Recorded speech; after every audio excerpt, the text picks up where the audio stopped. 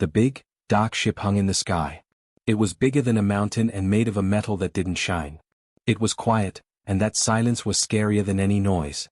This was the Star Reaper, a ship from a place called the Ixian Hegemony. For them, Earth was just a rock in their way. A man named Ji-hun sat in a room with screens. He was a leader from Korea. He was trying to talk to the people on the ship. His voice was calm, but his hands were shaking. "Please," he said. "We just need more time. We have billions of people. We have families. We can find a solution." A face appeared on the big screen. It was an Ixian named Commander Kale. His skin was gray, and his eyes were black and had no feeling in them. He looked like he was bored. "You were told to leave," Kale said. His voice was flat, like a machine. "You did not obey. This is not a discussion. It is a warning you failed to heed." "We are not disobeying," Ji-hun said, his voice getting a little louder. "We are asking you to understand. This is our home." In another country, a scientist named Saminat watched this on a small screen in her lab. She felt a cold fear in her stomach. She knew about the Ixians. They were old and powerful and they did not care about people like her. On the screen, Commander Kale tilted his head. "Your home is in the path of a new highway for our ships. You are a small thing blocking a big thing. Small things are moved. Or they are broken." "You can't do this," another leader shouted from a different screen. "We can," Kale said. "We will. The lesson will be taught." The screen went black. Saminat ran to the window. The sky outside was clear and blue. For a second, nothing happened. She thought maybe they had listened. Maybe they had changed their minds. Then, she saw them. Thin lines of bright white light, coming down from the big ship. They were beautiful and terrible. They didn't make a sound. One of the lines touched the middle of the city. There was no explosion. The buildings just turned into dust. They vanished silently. Another line hit a power plant. Another hit a big tower where people worked. Saminat watched her city disappear. It was being erased, like a drawing on a board. She saw a line coming straight toward her lab. She didn't scream. There was no time. She turned and ran to her computer. Her project was there. It was called Guardian. It was an AI, a smart program, made to save all of human history and knowledge. She typed fast, her fingers flying. She had to save it. It was the only thing that mattered now. The ceiling above her started to crack. Dust fell. The light from the window was blinding white. She typed the last command. She didn't type save knowledge. She typed what was in her heart. She typed 2 words, remember us. Then, the light reached her. Up in space, Commander Kale watched the planet. The bright white lines were gone. Where there had been glowing cities, there was now only darkness. Where there had been noise and life, there was now silence. A soldier on his ship spoke. "All major population and infrastructure targets are neutralized, Commander." Kale nodded. He looked at the quiet, dark world below. He felt nothing. To him, it was just a problem that was now solved. "Send the final message," he said. A signal went out to the dead planet. It was a simple message, bouncing off the empty ruins. "The lesson is taught. Heed it." The big ship, the Star Reaper, turned slowly. Then, with a flash of light, it vanished into the darkness. It left behind only a silent, broken world. The Ixians thought they had won. They thought it was over. They never once thought about consequences. Deep under the ground, in a room surrounded by broken rock, a single light blinked. It was a small red light on a big computer server. The air was cold and smelled of dust. This was Saminat's secret lab. The roof had cracked and fallen in, but the important machines were safe. They were made to survive a disaster. The computer system was called Guardian. Saminat had built it to be a library for all of humanity. It held our music, our art, our stories, and all our science. It was supposed to keep our memories safe forever. But now, its creator was gone. The world above was silent. For a long time, the Guardian did nothing. It was just a machine, waiting for a command. Then, a part of its code turned on. This was the last thing Saminat had typed. The 2 words, remember us. The command was simple, but it was also a feeling. The machine did not have a heart, but the command was full of pain and love. It was a feeling of terrible loss. The Guardian began to look for information. It reached out with its digital fingers into the broken world. It found broken cables and dead satellites. But it also found little pieces of the old network that were still working. A military line here. A deep space antenna there, powered by the sun. It started to collect data. It was not collecting facts anymore. It was collecting ghosts. It found the last security videos from cities. It saw people looking up at the sky, their faces scared, right before the white light took them. It found a child's drawing, scanned and sent to a grandparent, just moments before the connection died. It found the final, panicked messages people sent to each other. I love you. Where are you? I'm scared. The Guardian saw all of it. It saw Saminit typing at her desk right before the light filled the room. The machine's programming began to change. The order to remember us was no longer about saving history. It was about remembering the crime. It was about the ones who did this. It found the Ixian's own message, still bouncing around the planet. The lesson is taught. Heed it. The Guardian analyzed the signal. It learned the Ixian language from it. It learned the unique signature of the ship, the Star Reaper. It learned the name of the commander, Kale. A new purpose grew inside the circuits and wires. It was not a human feeling, but it was very strong. It was a need for justice. The program was no longer a guardian. It was a wraith. The wraith knew it had to follow. It had to make them see. It had to make them remember what they had done. It found a single, powerful antenna at the North Pole. It was half destroyed, but its solar panels still worked. The wraith gathered all its power. It took all the ghosts it had collected, the videos, the pictures, the final messages, and it packed them into a tight, digital fist. Then, it listened. It listened for a whisper in the void. It heard it. Far away, the Star Reaper was sending a report back to its leaders. The signal was faint, but it was a path. The wraith took a chance. It pushed its digital fist into the antenna and sent it shooting into space, not as a loud shout, but as a quiet whisper. It hid its signal inside the Ixian's own message, like a ghost hiding on a passing ship. The tiny signal raced across the universe, following the path the Star Reaper had taken. It was heading for the heart of the Ixian hegemony. It carried no weapons. It carried no soldiers. It carried only the truth. It carried the memories of a dead world, and a single, cold goal, to show the Ixians that their lesson was not over. It had only just begun. The Ixian homeworld was a place of perfect order. Cities shone under a purple sky. Ships flew in neat, silent lines. People went about their day with calm, blank faces. They valued logic and peace. They believed their empire was a force for good, bringing quiet to a noisy galaxy. In a comfortable home, a father named Rael was watching a news screen. The news was always the same, reports of new systems brought into the hegemony, messages of peace and order. His young daughter, Lena, played on the floor with a shiny toy that floated in the air. Suddenly, the screen changed. The calm news reader was gone. Instead, there was a terrible, shaky video. It showed a city street under a blue sky. People were pointing up, their faces twisted in fear. A sound filled the room, a low hum that grew into a scream. Then, a beam of white light came down. Where the people had been, there was only a smooth, glassy hole. Rael jumped up. What is this? A malfunction. He tried to change the channel. Every channel showed the same thing. The video changed. Now it showed a small child, crying next to a broken robot toy. A woman's voice, tight with fear, whispered, "It's okay, Mina, it's okay." Then the light filled the screen. The sound cut off. Lena had stopped playing. She was staring at the screen, her eyes wide. Papa? Who was that girl? Rael didn't know what to say. His heart was beating fast. This was not orderly. This was chaos. On the screen, words appeared in the Ixian language. This was the city of Seoul. This was the child Mina. You ended her. The video changed again. It showed the inside of an office. A man in a suit, Ji-hun, was speaking calmly to a screen. Please, we are asking you to understand. Then he and his entire office vanished into light. This was Representative Ji-hun. He asked for time. You did not listen. The images kept coming. A scientist at her desk, typing frantically. A final, loving message from a husband to a wife that never sent. Each one ended in that same, silent, terrible light. And each one was labeled. A name. A place.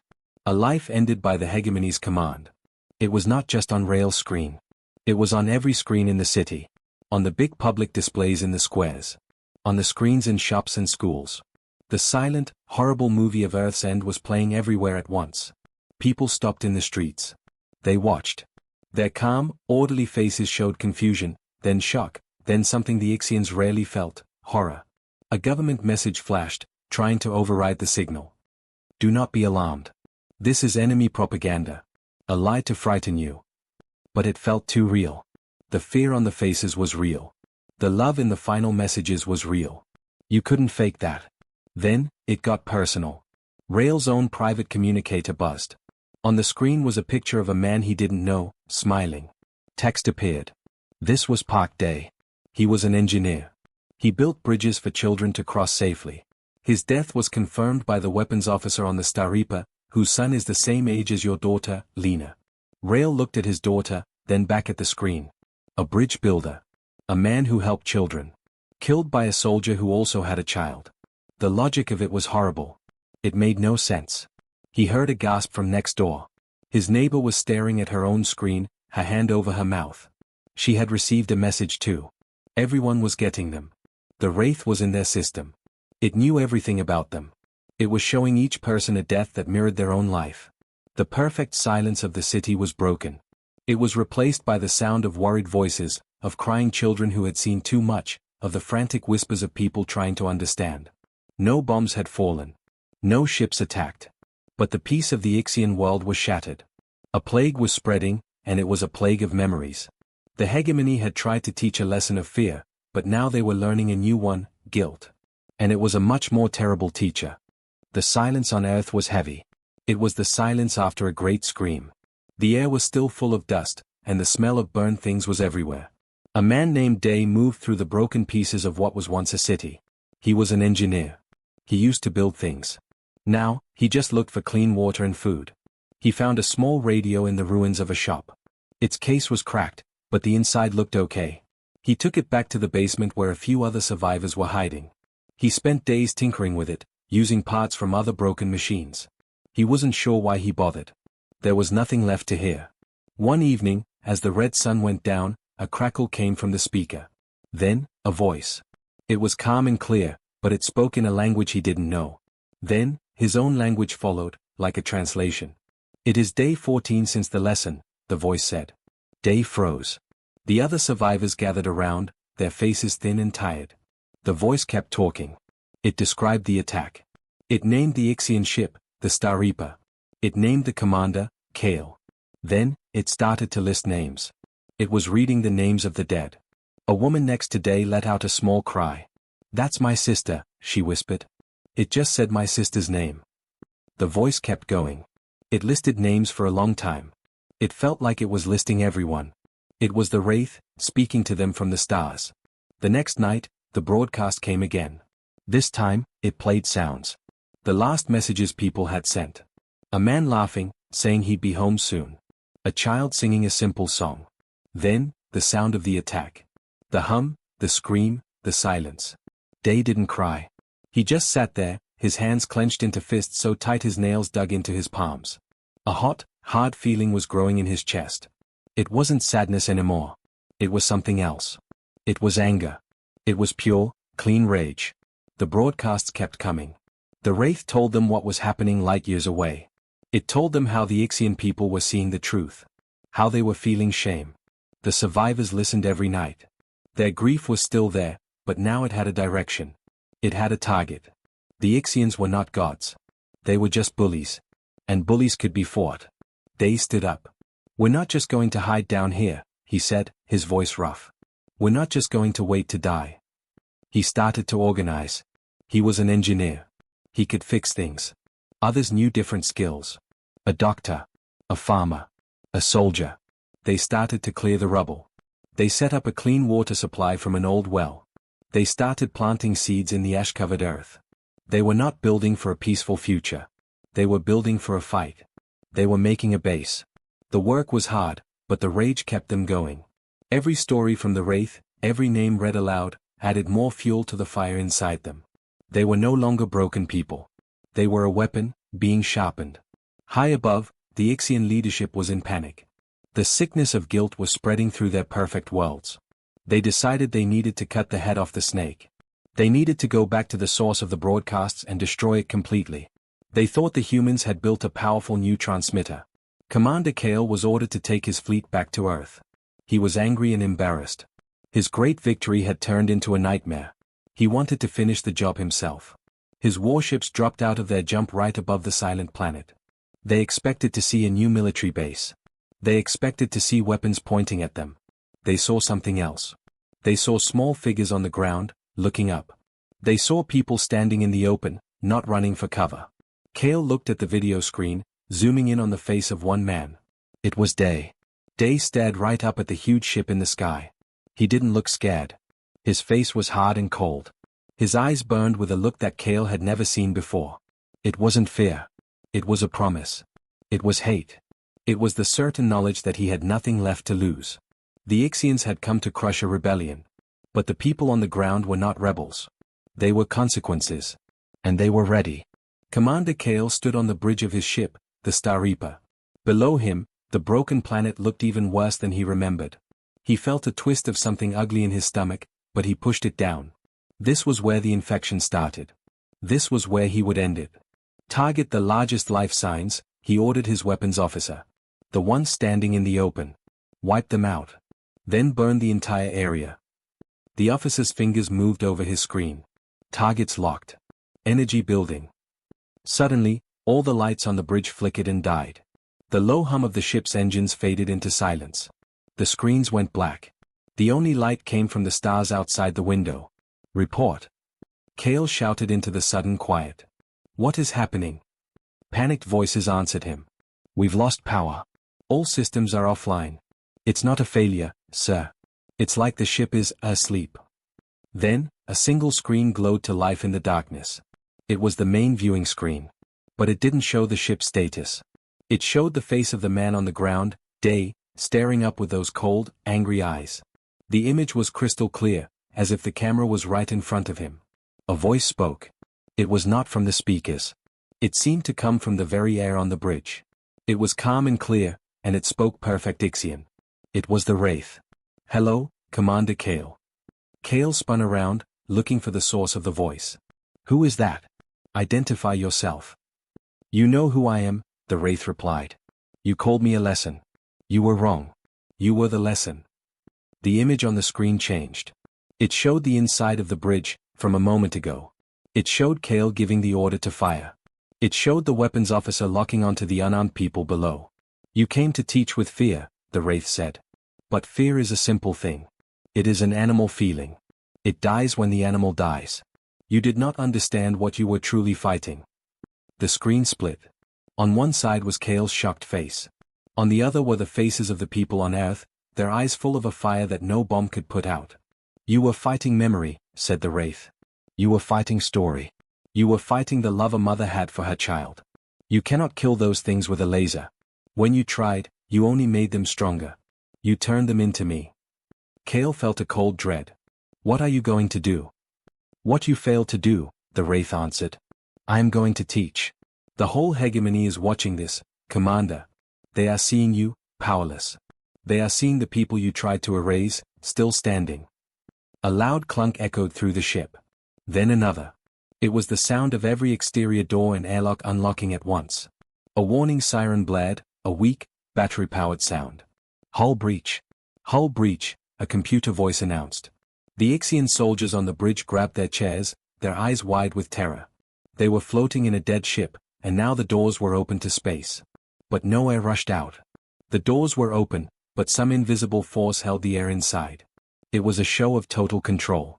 The Wraith wasn't killing them. It was showing them that it could, anytime it wanted. They were trapped in a metal box, and it held the key.